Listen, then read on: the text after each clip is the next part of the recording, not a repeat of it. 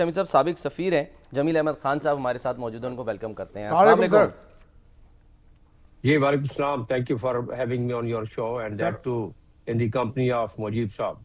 बहुत मेहरबानी सर, बहुत शुक्रिया सर। ये बताएं कि ये आपके ख्याल में ये इम्कान हो सकता है कि इस मामले पे कोई सौदा हो जाए कि यानी वो कहते हैं कि पूरा यूरेनियम हमारे हवाले कर दें और आइंदा से तय कर लें कि हम बिल्कुल इसके करीब नहीं जाएंगे, इनरिच नहीं करेंगे, और ईरान कह रहा है कि मैं अपने कानूनी हक से कैसे दस्तबरदार हो जाऊं? इसके सवाल का जवाब मौजूद है। जो कानून इसके बारे में एनपीटी उसके आर्टिकल 4 है और उसके तहत इस सवाल का जवाब उसमें मौजूद है, क्योंकि ईरान एनपीटी का सिग्नेटरी है।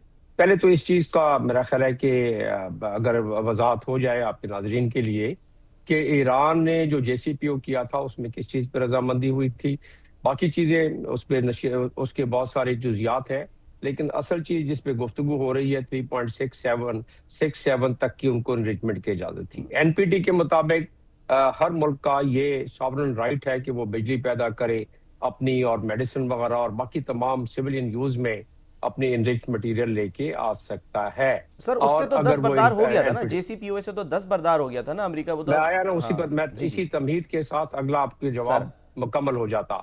वो जब डोनाल्ड ट्रंप ने आए अपना पिछली दफा हुकूमत में तो वो 10 बार बरदार हो गए।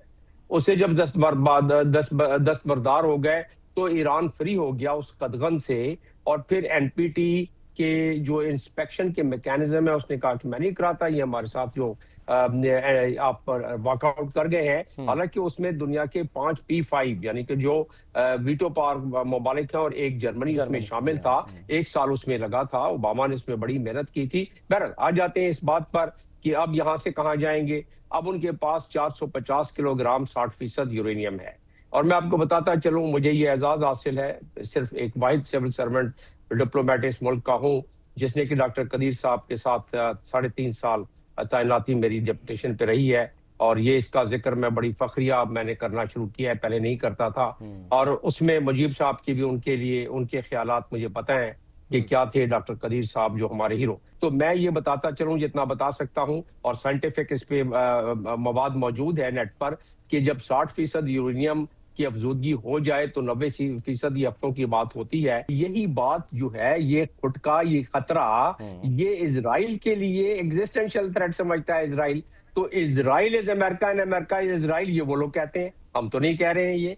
तो लिहाजा उनके कांग्रेसमैन कहते हैं, उनके कांग्रेसमैन ये भी कहते हैं कि खुदारा डोनाल्ड ट्रंप गवर्नमेंट को कि आप ये बताएं कि ये फॉरेन पॉलिसी हमारी है या इजराइल की है कि आप जंग में चले गए ईरान के साथ। इस बात को इधर छोड़ते हुए आ जाता हूं इसकी इनरिचमेंट के लिए। जो ईरान ने जो बात खबर बाहर निकली है इस्लामाबाद की, असल जो ताज़ा तरीन हमारे जो डिस्कशन में मेरा ख्याल है हो रही है आजकल, कि वो कहते थे जेडी वैंस की और उनकी टीम और उनकी टेक्निकल टीम के जी 20 साल के लिए आप सस्पेंड कर दें।